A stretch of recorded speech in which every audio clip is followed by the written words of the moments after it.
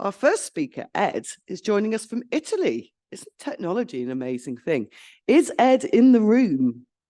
Yes, I'm Edd is here. Wonderful. I'm here. Let's see if it Edd works. works as the Director of Innovation at Torchbox, and for the last 5 years, he's been focusing on AI and trying to use AI to make people's lives better. He's worked with companies like Google and Dyson, along with many of the UK's biggest charities. In today's presentation, he'll be giving an overview of where the new wave of AI has come from, how charities are already using it, and how you can take advantage of it. And Torchbox have recently worked with charities including Mind, Cancer Research UK, the RNIB, and Oxfam, and he'll also be covering some of their experiences of AI. So hopefully this is going to work. Edd, over to you. Okay, let's start with can anybody hear me, I suppose, is the first challenge. Hopefully people can hear me. I'm going to work on the basis that people can hear me. We can online, Edd. Good. Okay, well, I will keep going. Can everybody see the presentation as well? No. Okay, that's less good.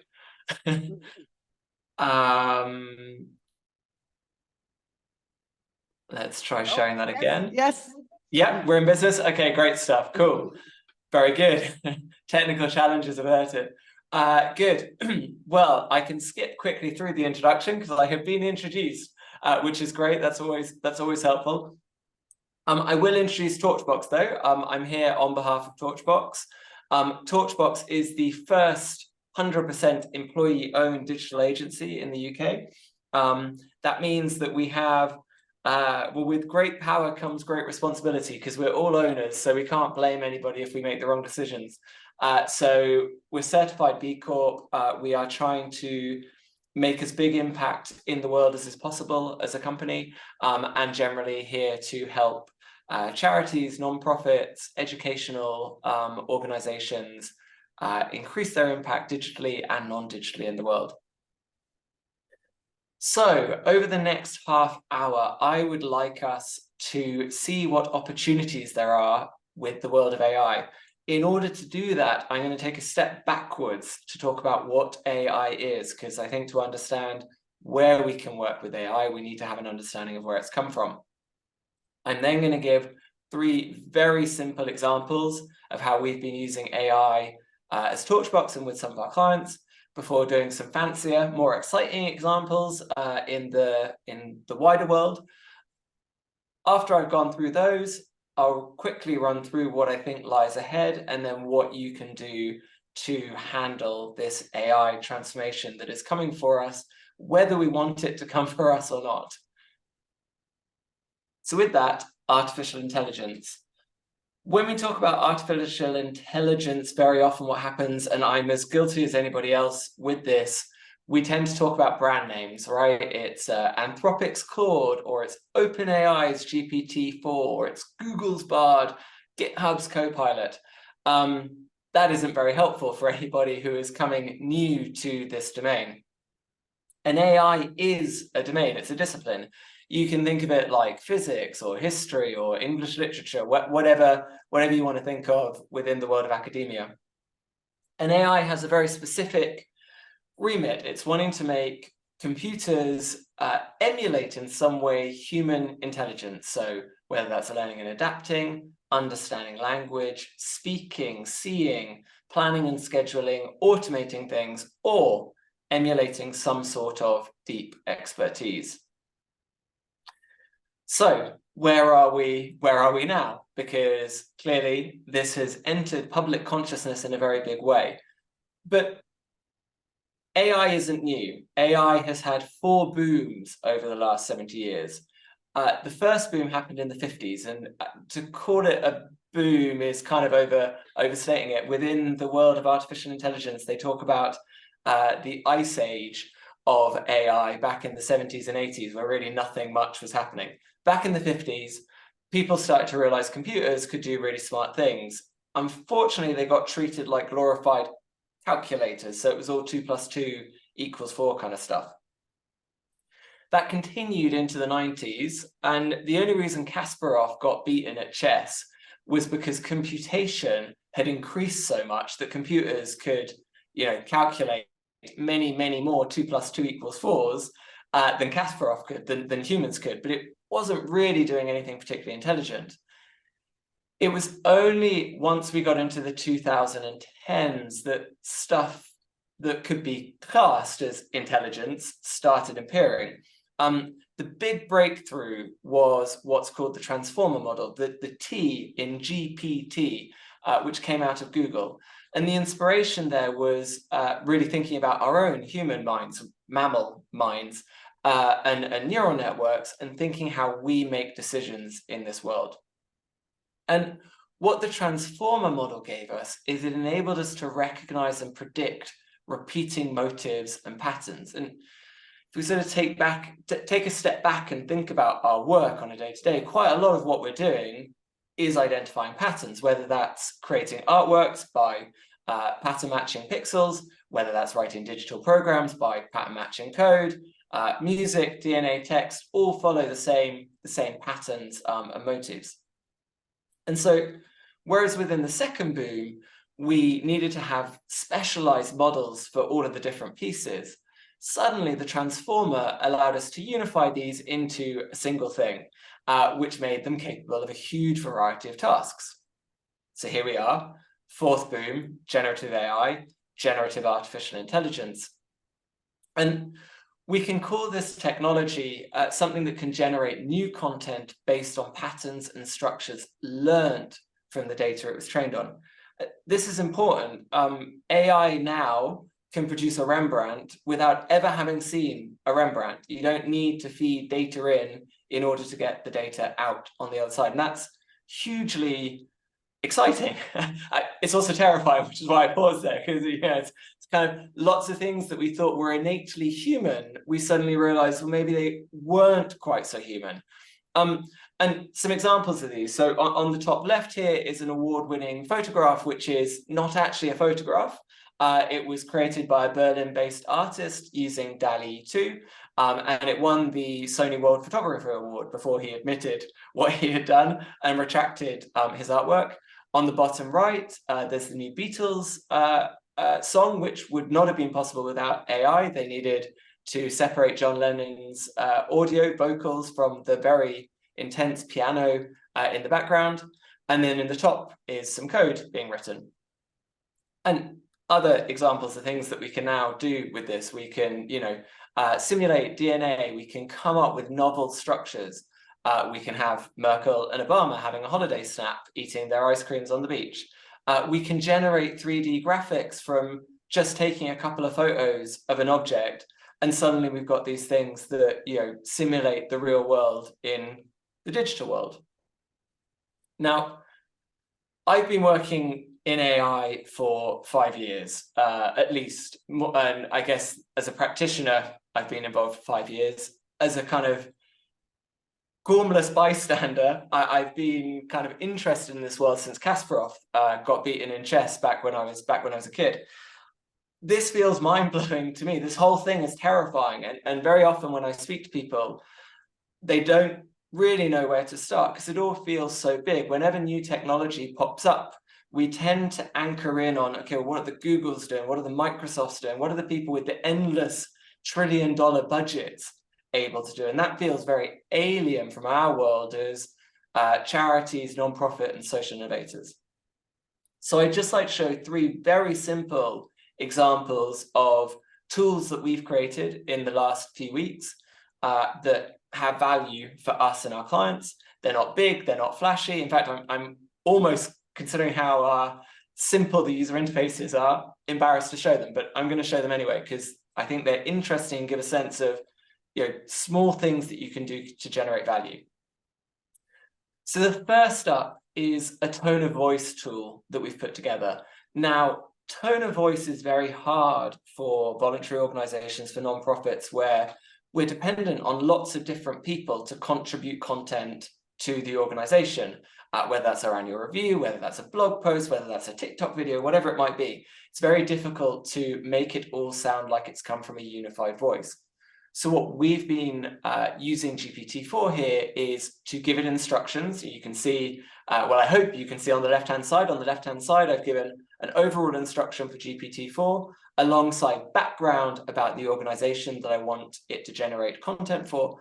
And on the right-hand side, I've given it very, rigid instructions of what I want to see, sentences that are a certain length, a number of sentences per paragraph, etc., etc.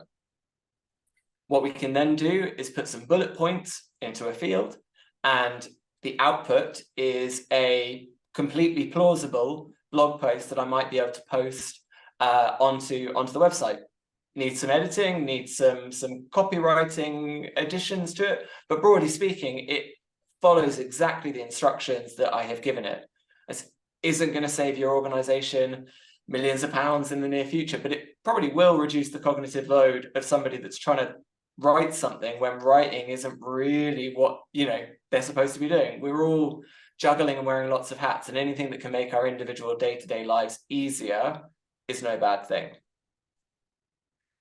The second simple example I want to show is something that OpenAI released 10 days ago at their dev day. It's now possible for any of us to write a GPT app. People have been, comparing it to the iPhone when the App Store suddenly appeared, and we got all of these new amazing capabilities for this snazzy new phone. Here, again, UI is very uninteresting, but on my left-hand side here, I've given the instructions that this is about the annual report that I'm writing. Now, I spent quite a lot of my career within charities, and I know just how painful it is to do monitoring and evaluation, getting stuff together for annual reporting, trying to think about the data that I might need for some bid in the future. And this tool can really help with that. So what I've done is I've simulated just a very simple data set, number of days in a year. I've imagined that we're helping school kids within certain schools, and then some impact schools on the right-hand side. And a very simple first step was I just asked for a scatter graph from GPT-4. Now, maybe I won't be able to use this in my report. Maybe I will be able to use this in my report. It's a fairly confusing graph, so I'd probably do something with it. But the fact that I could use natural language and after about 10 minutes have this scatter graph is really quite remarkable for me.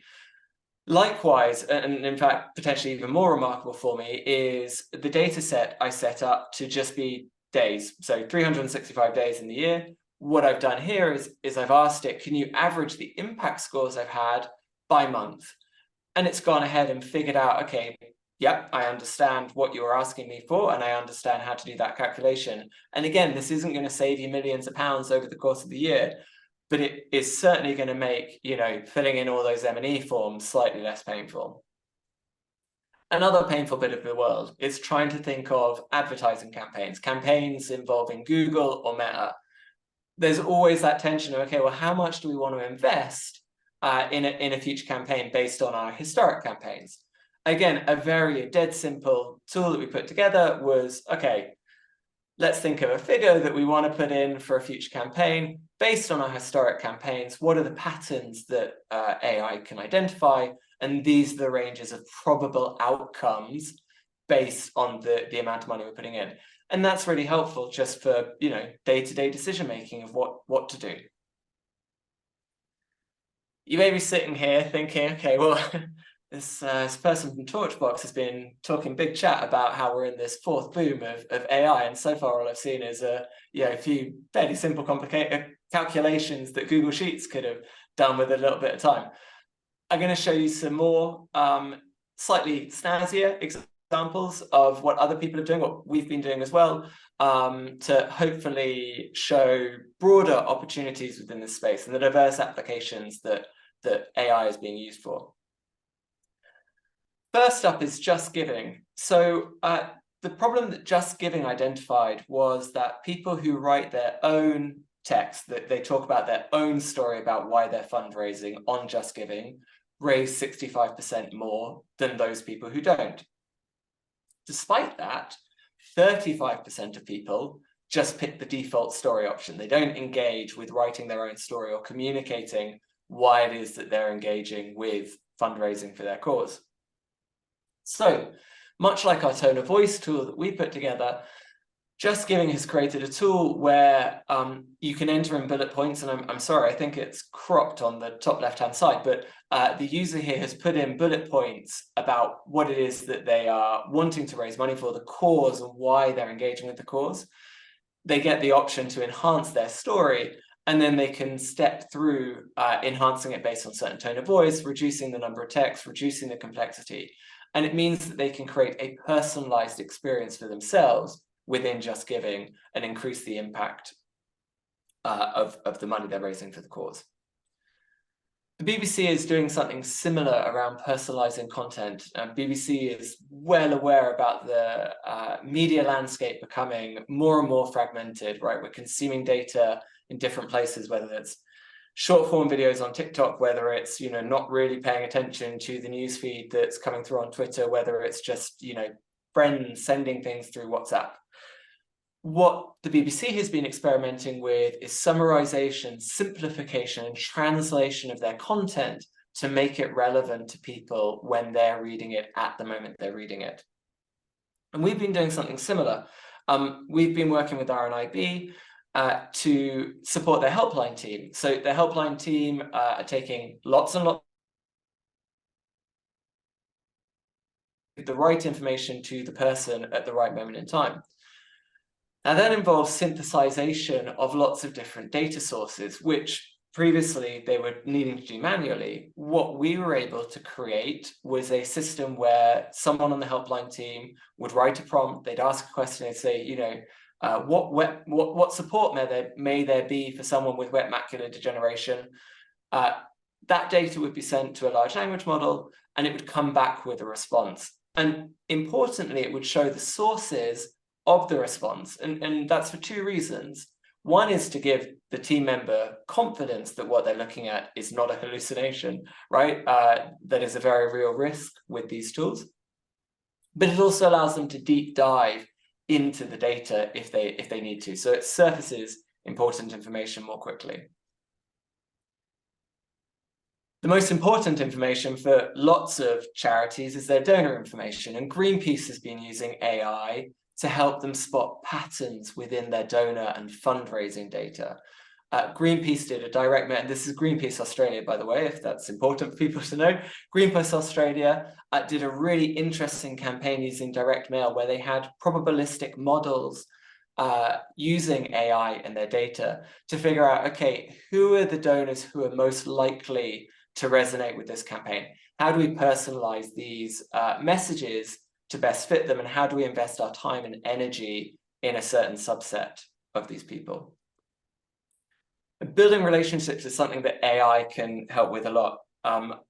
I always feel a bit awkward showing Coca-Cola as a case study in these things, but Coke has been very good at creating that personalized relationship by using AI.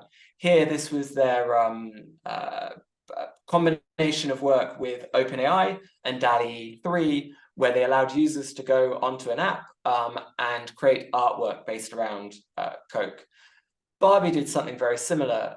Barbie, obviously, big movie this year, and they allowed people to get closer to that world by engaging with their AI enhanced filters. I could be Ken in a Barbie mobile. Everyone could see where they might fit within this world, and it went viral across all of the social networks. But importantly, that personalization allows individuals to create a deeper relationship with the organization. WWF have been using the creativity of large language models as well, just in the way that Coke and Mattel have been. They use Midjourney here to visualize a dystopian and utopian future for the UK. The UK, unfortunately, is we've got one of the most environmentally depleted countries in the world, and WWF was wanting to focus on this.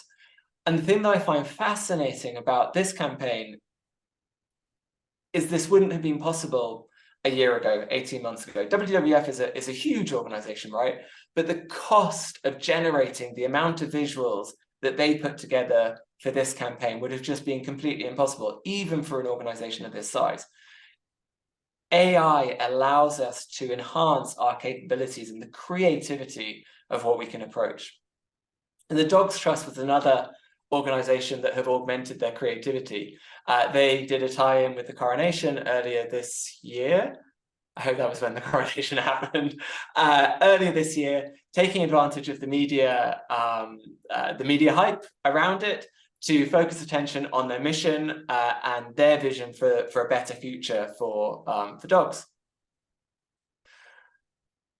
Summarizing that, there are 4 places where you can drive value right now with AI. And we can see this in the work that we've been doing and the work that others have been doing. So the first is augmenting workflow and resources. So we were working with this with RNIB, making it easier for the helpline team to get access to the information they needed when they needed. We can see this with the BBC, with the summarization and the simplification of otherwise complex data. There's pattern spotting and prediction. Machines are very good at matching patterns, and Greenpeace use this to their advantage with probabilistic models for donor data. It's not just donor data. It could be looking at who can we have the most impact for, or where might we see most need in the near future based on historic data points. We can personalize experiences. And again, this isn't Barbie and Coke you can dismiss fairly easily as vapid, TikTok built tools that don't go anywhere. But the price of entry, the barrier to personalization, is now minimal in the world that we're doing. And that can be engaging with our donors, that can be engaging with end users, that can be engaging with our advocates who are wanting to shout from the rooftops about how amazing the work is that we're doing. AI gives us tools that can deepen that relationship and increase the level of engagement. And finally, in terms of thinking about engagement, we have these tools that can elevate our creativity, as we saw with Dogs Trust and WWF.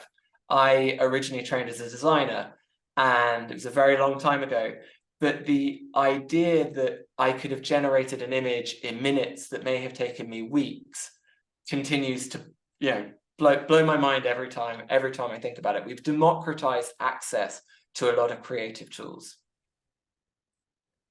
So what lies ahead? Well, I would like us to consider a slightly scary thought, which is these models are the worst that they will ever be.